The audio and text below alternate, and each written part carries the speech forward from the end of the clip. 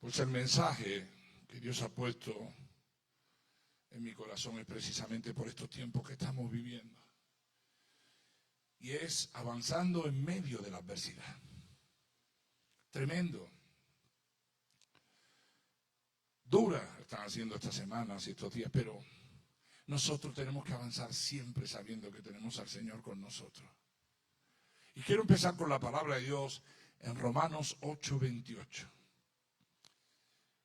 Y vamos a leer Romanos 8:28, que la mayoría de todos ustedes conocen este versículo. Y dice la palabra de Dios: sabemos que a los que aman a Dios, todas las cosas les ayudan. Y bien es esto a los que conforme a su propósito son llamados. Miren, todos estamos experimentando en estos tiempos tan duros que estamos viviendo, porque trae sufrimiento, trae angustia, trae muchas tensiones, mucha presión por culpa de las aflicciones que se está viviendo. Para la mayoría, pues sí, hablando con mucha gente, que la mayoría de la gente pues están pasando pruebas muy duras. Ya sean, oye, que muchos se han contagiado, otros han perdido a algún familiar, un ser querido, un amigo, por culpa de esta pandemia. Pero la mayoría ha sido afectada muy seriamente en su economía, trayendo grandes problemas económicos. Pérdidas de trabajo, empresas cerradas, ha bajado los sueldos, ha bajado un montón de cosas. Y claro, todo esto está trayendo derrotas a muchas vidas por la situación que se está viviendo. Pero claro, fíjate tú lo que te voy a decir, me decís, pastor, usted está un poco loco, porque yo lo que te puedo decir que, sin embargo, Dios tiene un punto de vista diferente a como muchos, incluso cristianos, están viendo la vida. Porque Él está usando precisamente, por lo menos así me lo está demostrando Dios, Él está usando estos tiempos para que nosotros confiemos en Él. Confiemos más en Él y aprendamos a madurar. Aprendamos a madurar y a depender de Él en todo y para todo. Por eso Dios lo ve, lo está usando de otra manera muy diferente a como muchos lo puedan ver. Porque todo esto es para que para favorecer, no para entorpecer. Todo esto precisamente es para que nosotros saquemos beneficio de estos tiempos tan duros y tan malos. Y en esta vida, mira, como le decía a alguno, tanto creyentes como cristianos, pasamos por situaciones donde nos toca sufrir. Y en ocasiones, pues, un sufrimiento fuerte, en las cuales todos enfrentamos circunstancias muy difíciles que parecen llevarnos a un callejón sin salida, o que no vemos la salida. Ahora, quiero decirte algo que es importante. Existe una gran diferencia entre el sufrimiento de un cristiano y el sufrimiento de un incrédulo. Entre los que creemos a Dios y los que no creen a Dios. Hay una gran diferencia. El sufrimiento del cristiano tiene un propósito muy grande espiritualmente para su crecimiento interior y tienes en quién apoyarte. Sin embargo, el incrédulo está solo.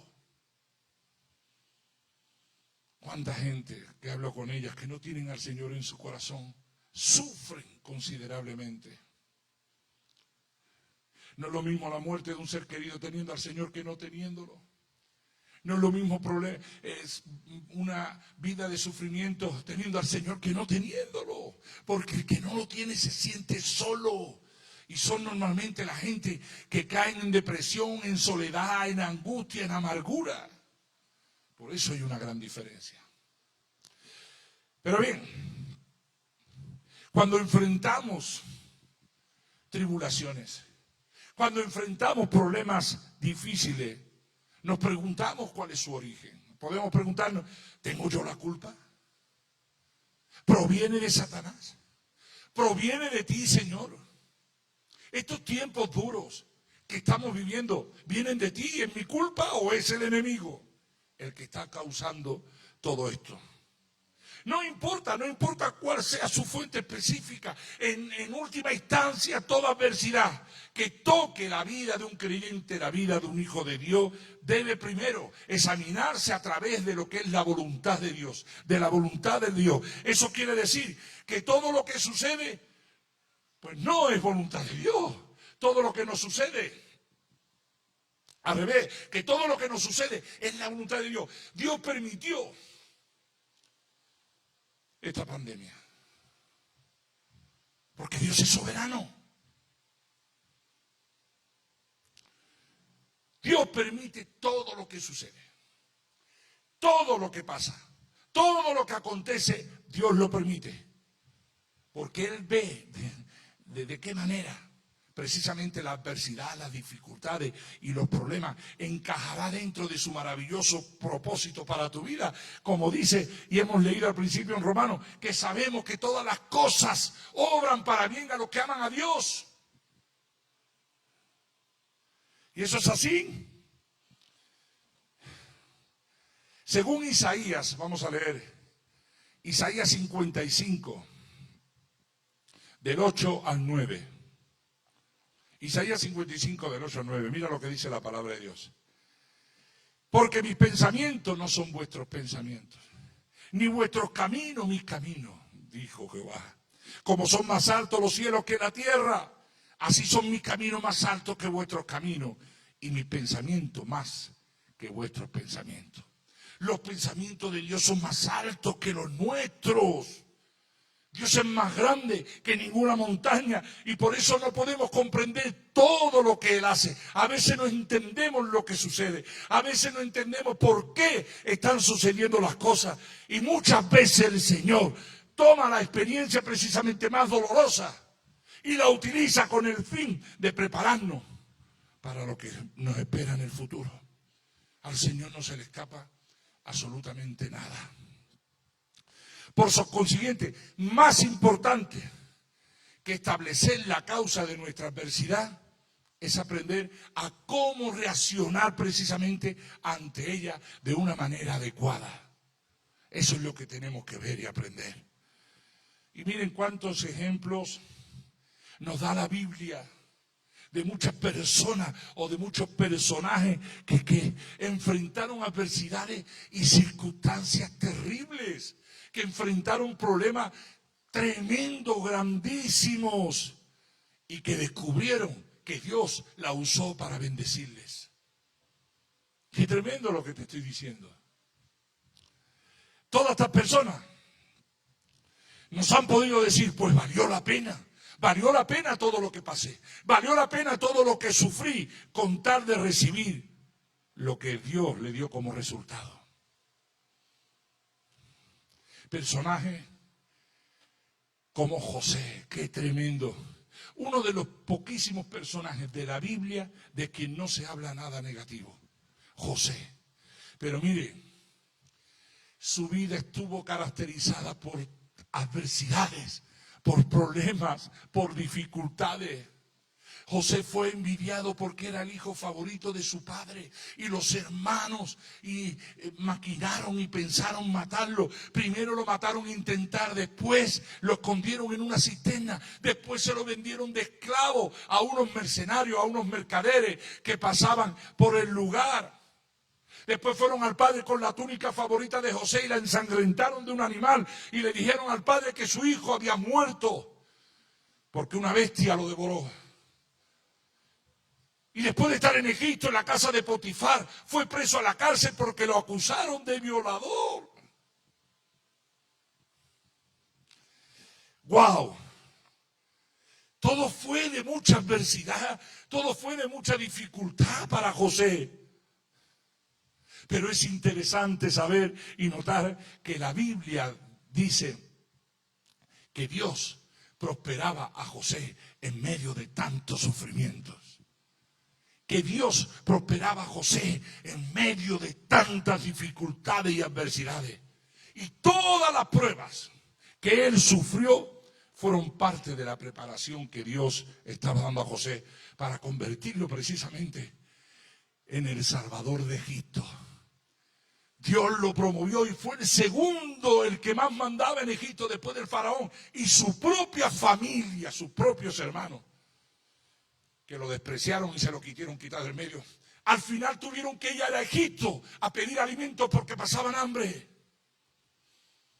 Y allí estaba José, el dueño de los graneros, dándole alimento a su familia, bendiciendo y perdonando a sus hermanos, porque él entendió que todo lo que había sufrido, todo lo que había pasado, era el propósito de Dios para llegar donde llegó. Avanzando en medio de la adversidad. José sufrió traición, esclavitud y prisión antes de venir a ocupar el lugar más importante después de Faraón.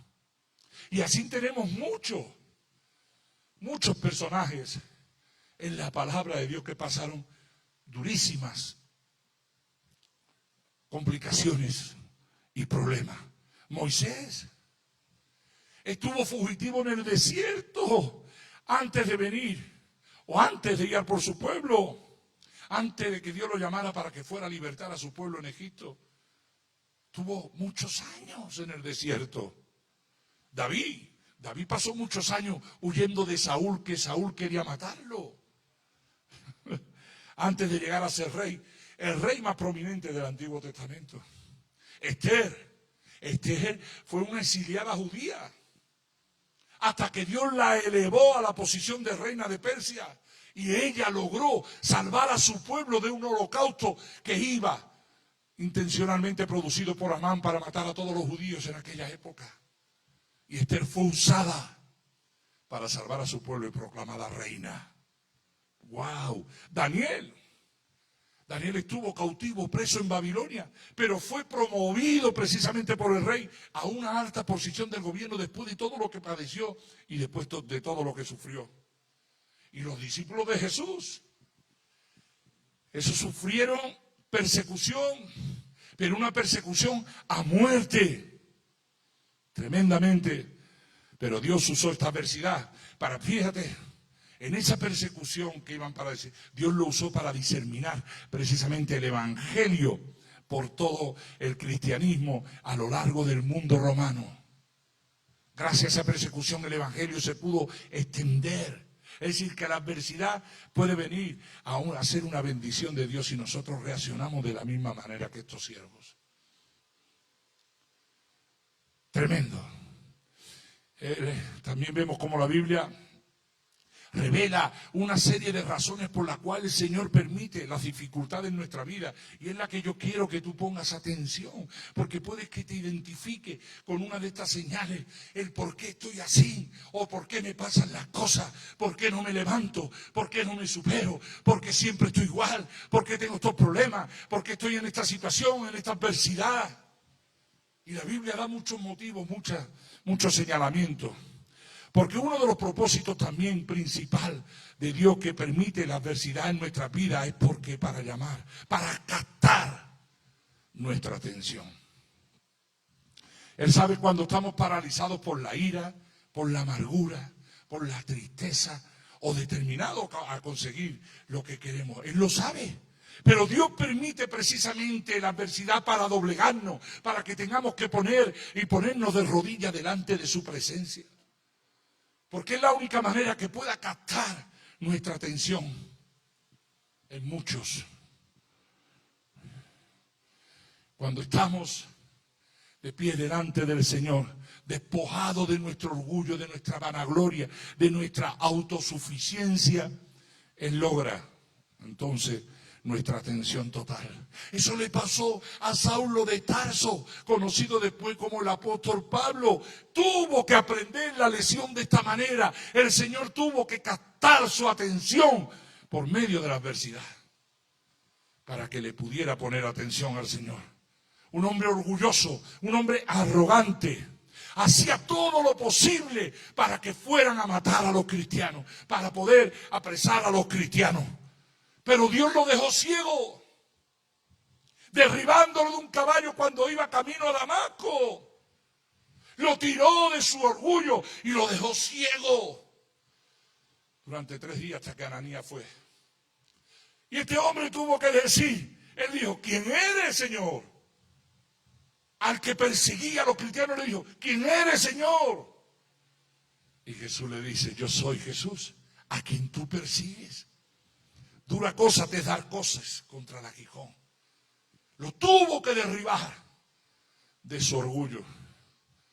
Entonces ahí en esos momentos Dios ya había captado su atención y debió de haber sido como un frenazo en seco de su labor en la vida, de tener que perseguir cristianos en las sinagogas para entregarlos para que los pudieran matar. Ahí Dios, el Señor, lo frenó en seco.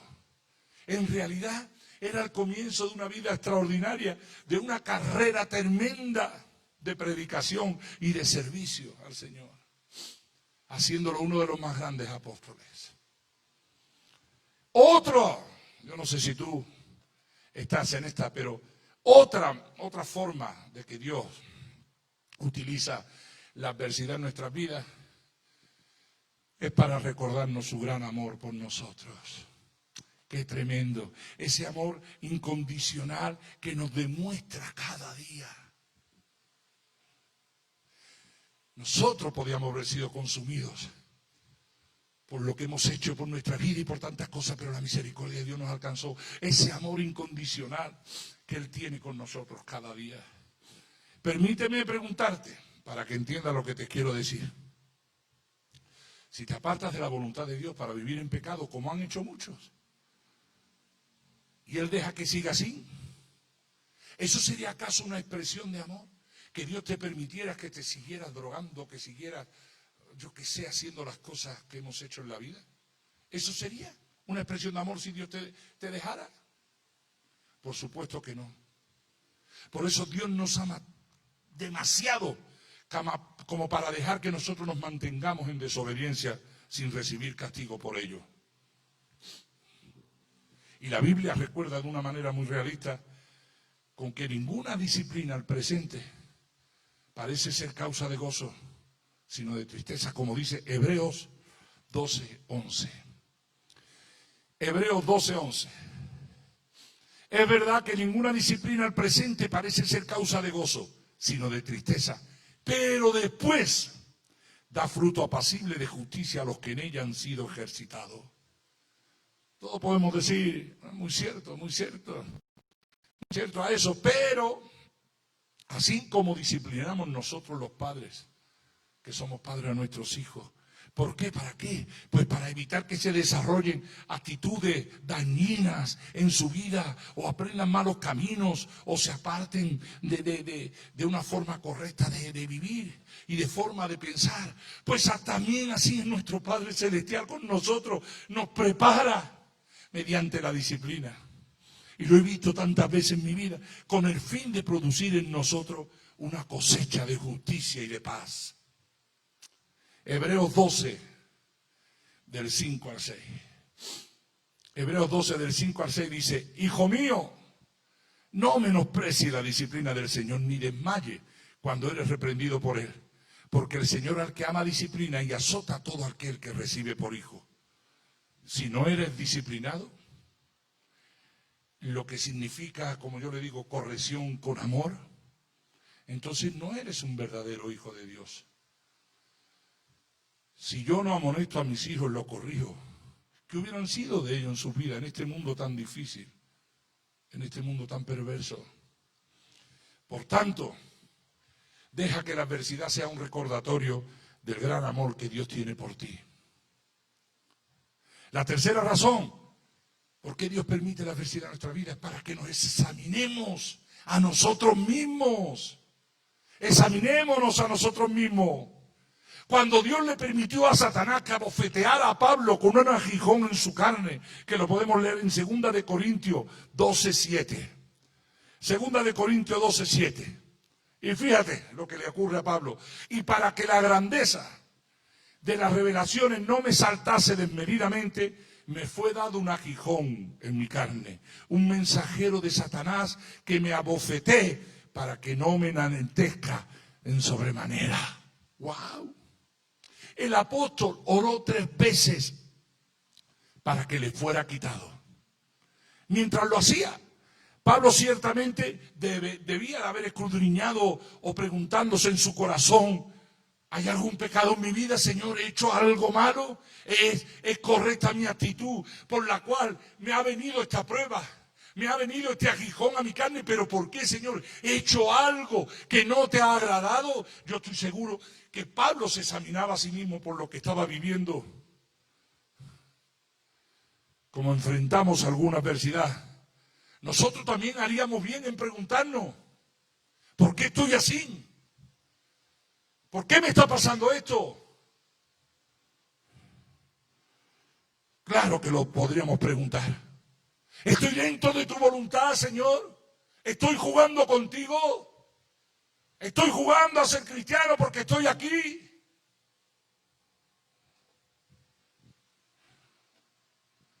¿Seguro que estoy haciendo lo que tú quieres que yo haga?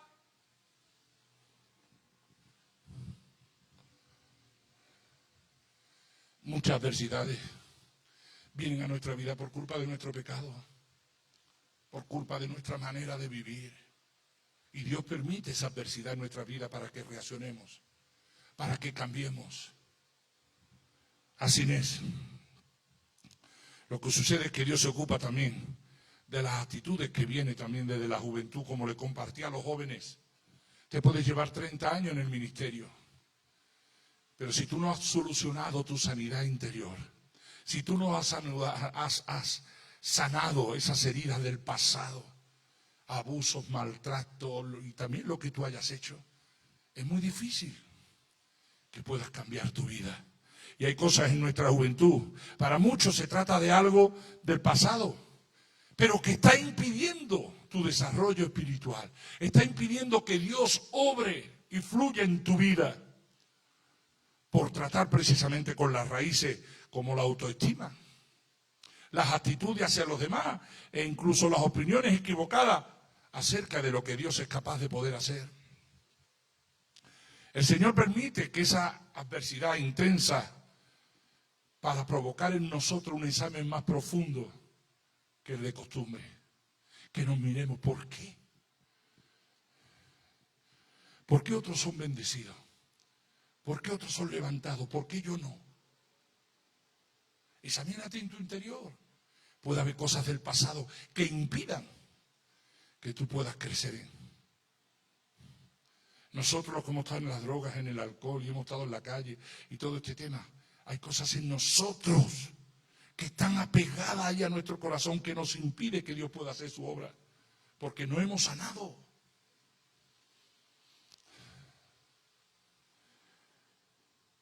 Para tratar con esas raíces, el Señor permite precisamente la adversidad.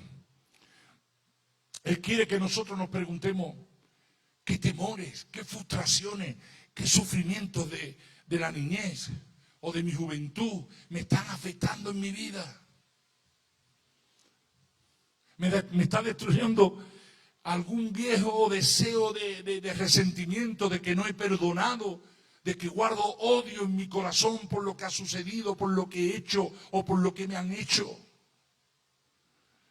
Algún comentario que provocó rechazo en mi vida cuando tu padre a lo mejor te dijo que no valía para nada, que eras un desgraciado. Y está ahí en tu corazón. El cuarto propósito es enseñarnos a odiar el mal. A odiar el mal como Él lo hace. Miren, y a ver si se convencen ustedes ya de una vez por todas, que Satanás vende su programa de pecado prometiendo placer, libertad y satisfacción. Pero quiero decirte, Él no habla de los intereses que Él cobra. ¿Y cuánta gente son las que caen? La verdad es lo que nos dice Gálatas 6:7. Dice, no os engañéis, Dios no puede ser burlado, pues todo lo que el hombre sembrare, eso también segará. Claro. La siembra viene después de lo que tú cosechas. Y más. Oye, personas como nosotros que estuvimos atrapadas por las drogas, por el alcohol y el libertinaje sexual, pero que ahora han sido libradas por Dios. Y lo que, mira, escúchame a lo que te voy a decir, porque creo que el domingo pasado lo digo, para ver si se te graba. Uno, entiende que tiene al Señor en su vida y que su vida está cambiando cuando uno odia el pecado. Eso lo tienes que tener muy claro. Cuando uno habla del odio al pecado, es porque ya lo ha superado. Ahora, el que no lo odia es porque todavía está atrapado. Si tú no aborreces el alcohol, la droga, la pornografía y todas estas cosas, es porque estás atrapado. Tú puedes decir, yo lo he dejado, pero en realidad lo anhelas y lo deseas. Entonces tú no tienes al Señor. Y estamos aquí presumiendo y golpeándonos con la Biblia en el pecho. Yo soy cristiano, alabo, levanto mis manos. Y después cuando sales de aquí hay anhelos. Ojalá me tomara un trago, o me pudiera drogar, o pudiera estar así, o pudiera estar así. Es porque no has llegado a odiar el pecado. Ahí tienes una prueba evidente de que no estás con Dios. Y Dios manda la adversidad para eso, para ver si reaccionas. Y mira que hay personas que sufren, que padecen constantemente por esta situación. Yo estuve a punto de perder a mi familia. Yo ya lo había perdido todo, pero a mi familia estuve a punto. Hasta que Dios verdaderamente, miren, eso fue algo tan milagroso lo que yo sentí en mi vida, que yo ya no quería drogarme, yo ya no quería hacer nada. Yo digo, Señor, a partir de ahora quiero servirte. Y me devolvió todo como a Job, 7 veces más. Pero algunos llevan años y años sin ver bendiciones en su vida. Están atrapados, aunque no beban, aunque no droguen, aunque no anden con mujeres, aunque lo que sea, pero como están haciéndolo por otros intereses. Tarde o temprano, cuando te venga la tentación, te irás de boca. Y algunos seguirán, año tras año, viendo cómo su matrimonio no se resuelve, cómo sus hijos se pierden, cómo su vida personal es un fracaso, cómo lo pierden todo.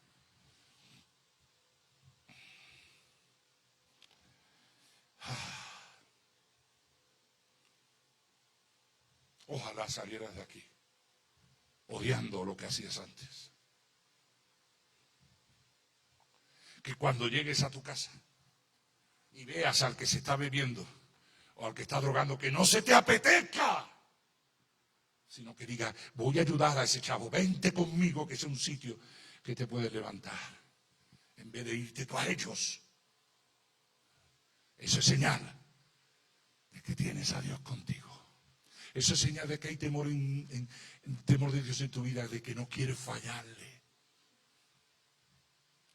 Yo sé que algunos le entran por un oído y le salen por otro, pero desgraciadamente a base de palos como andar burro.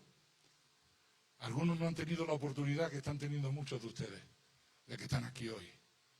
Otros están presos, o están 3 metros bajo tierra, o están con una enfermedad incurable, o con una vida destruida. Otra cosa, como padre que somos, muchos necesitamos ser sinceros con nuestros hijos, sobre todo con nuestros fracasos. No existen padres o madres perfectos. Déjense de rollo. Y pretender no tener falla, eso es contraproducente, no es cierto. Nuestros hijos necesitan entender que Dios permite la adversidad para protección de ellos mismos. Debemos ser francos en cuanto a nuestras debilidades y explicarle las consecuencias del pecado, explicarle los deseos de Satanás y sobre todo de la solución que Dios ofrece. Prevenlo diciéndole, como respondiste tú al pecado en tu propia vida. Mira, mis hijos saben todo de mí. Saben el tiempo que estuve en la droga, saben el daño que hice a mi familia, saben todo. Yo he abierto mi corazón con mis hijos, pero de una manera profunda. Mira, este es tu padre. Este ha sido tu padre. No piensas que porque estoy aquí predicando soy pastor de este ministerio. No, quiero que sepas quién fue tu padre. sin ninguna vergüenza. ¿Por qué? Porque ellos así se dan cuenta de cómo yo respondí a tanta adversidad y tantos problemas, sabiendo que si no es por Dios, yo no estaría hoy aquí. Ellos tienen que saberlo.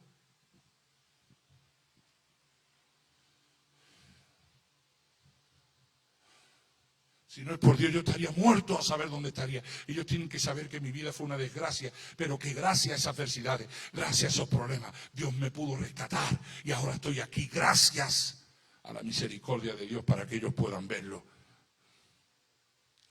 Y la última, la quinta razón por la que Dios envía la adversidad es para que nosotros evaluemos nuestras prioridades. Esto es un tema que a mí... Porque podemos convertirnos en adictos al trabajo. Hasta el agotamiento. Conozco personas que son trabajóricas e ignoran a nuestros hijos hasta que sea demasiado tarde.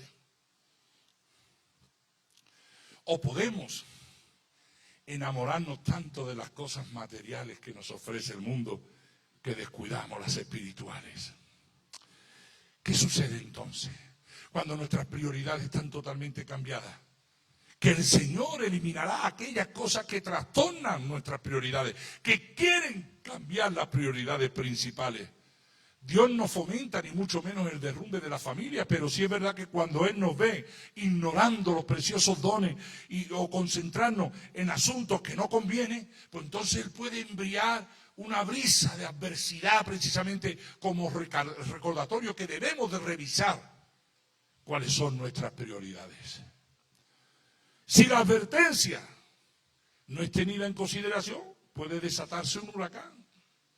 Lo que era una brisa se puede convertir en una tormenta. Y esa tormenta en un huracán. Y si la persona se empieza o quiere ignorar la tormenta que cada vez se hace mayor, es como si Dios, el Señor, retirara su mano y dejará entonces que la adversidad golpee con toda su fuerza en tu vida. Por ejemplo, ¿cuál es la prioridad de una esposa? La prioridad de una esposa no son los hijos. La prioridad de una esposa es el esposo. Esto va a traer desequilibrio. Madres que han idolatrizado a sus hijos. Y esto ha traído problemas a su familia. Y he visto por culpa de esto muchos problemas de adulterio, trayendo grandes adversidades al matrimonio. Se han concentrado tanto en los hijos que se han olvidado del esposo. Otro propósito importante para la adversidad es el poder usar nuestras obras, el probar. Y Dios prueba nuestras obras. Dios ya sabía el resultado cuando le dijo a Abraham que sacrificara a su hijo. Dios ya sabía cuál iba a ser el resultado. Su propósito no era saber cómo Abraham respondería, sino mostrarle al patriarca dónde estaba su fe y dónde estaba la obediencia. Cuando Dios le dijo, sacrifica a tu hijo, Abraham se fue al monte a sacrificarlo. Su prioridad era Dios.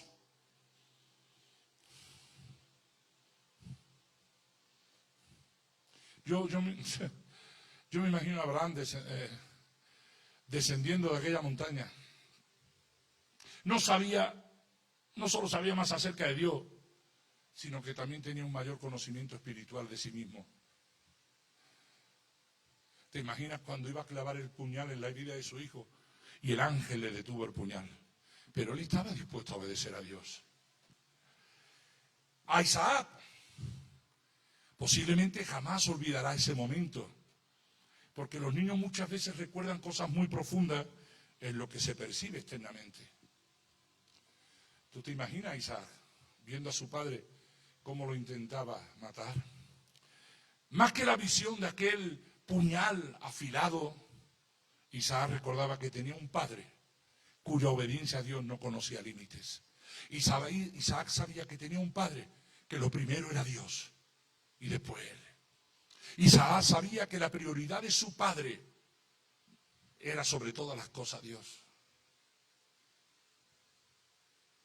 Tremenda enseñanza. Cuando Dios permite adversidades para probarnos, Nuestros hijos, ¿cómo te ven tus hijos cuando tú enfrentas las adversidades? ¿Encorvados, acobardados, o erguidos, o llenos de fe, confiando que el Señor nos está enseñando fortalecimiento y sacando bendición de las circunstancias negativas? ¿Cómo te ven tus hijos? Mis hijos me ven pasar muchas adversidades llevando la responsabilidad de esta obra, con las personas, con los siervos, con los responsables, con la economía. Pero no me verán derrotado, no me verán acobardado, me verán siempre puesto delante de Dios, diciéndole: Señor, esta obra es tuya, yo soy solo un instrumento en tus manos. Si tú has permitido esto porque hay un propósito, pero aquí me tienes, heme aquí.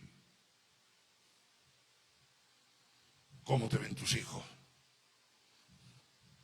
Recuerda que nuestra respuesta tiene una influencia fundamental, para bien o para mal, en las vidas de aquellos que más nos aman. Cuando enfrentas adversidades, recuerda que su intensidad no será mayor que su capacidad para soportarlas. Cuando Dios la permite en tu vida es porque sabes que la puedes soportar. Y cuando no la soportas, porque si no Dios no te la mandaría, es un chasco para Dios, viendo si puedes pero no quieres, si puedes pero te acobardaste, no confías en mí, no me tienes fe. Dios jamás permite la adversidad para destrozar nuestro espíritu, ni para destruirnos, jamás. Si tú respondes inadecuadamente, puedes destruirte a ti mismo. Pero el propósito de Dios siempre he visto en mi vida que es bendecir. El propósito de Dios siempre es bendecir, fortalecer, alentar, animar y hacer que logremos al máximo de nuestras potencialidades. Ese es el propósito de Dios en cada prueba, en cada adversidad. Y la adversidad, recuerda, lo toca cada vida. Y en vez de huir, en vez de acobardarte y meter la cabeza como la avestruz en la tierra, pregúntale al Señor: Señor, ¿qué estás tratando de enseñarme con esto que estoy pasando? En vez de hundirte. Aunque no hay nada malo en decir al Señor: Señor, no me gusta lo que estoy viviendo, no me gusta esta adversidad, no hay nada malo en decírselo. Y quisiera que Él la quitara. Pero yo te desafío en esta mañana a añadir: pero no pares. No pares, Señor, hasta que hayas terminado. No dejes las cosas a medias. Si ve que no he cambiado, si ve que sigo ahí empecinado en destruir mi vida, no cambie. Sigue probándome, sigue mandándome pruebas hasta que yo me levante y diga: basta, Señor. Estoy entendiendo que tú me quieres para ti y no para el mundo.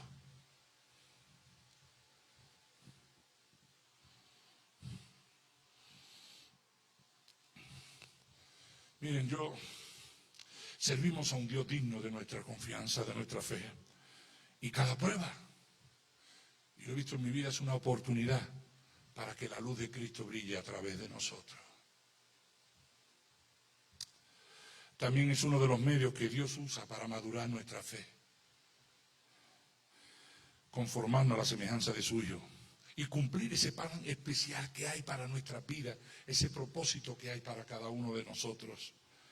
Si confiamos en la fidelidad y en la suficiencia del Señor, si escogemos enfocarnos en Él en vez de los problemas, sabiendo que las aflicciones producirán en nosotros un eterno peso de gloria que sobrepasa toda comparación, como nos dice la palabra de Dios en 2 Corintios 4:17. Y termino con este versículo, 2 Corintios 4:17. Mira lo que dice: porque esta leve tribulación momentánea produce en nosotros un cada vez más excelente y eterno peso de gloria. Cierra tus ojos ahí donde estás.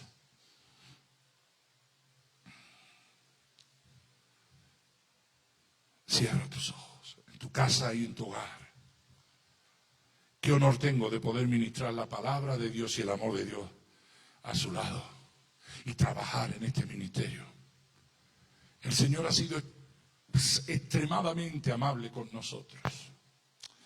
Oh Señor Jesús, bendigo tu santo nombre y te doy gracias por todo lo que has hecho en mi vida. Ayúdame, Señor, a seguir avanzando, a ser un guerrero frente a las adversidades, a ser un arrebatado y no dejar que el enemigo me robe la paz y el gozo. Te presento a cada familia, a cada persona, a cada hogar que hoy nos está escuchando. Cada uno de ellos está en tus manos. Y yo, Señor, seguiré intercediendo y no me rendiré hasta no ver lo que tú me has prometido. Dios, confío en ti. Auméntame la fe. Todo esto te lo pido en el nombre de tu Hijo Jesucristo. Amén y amén.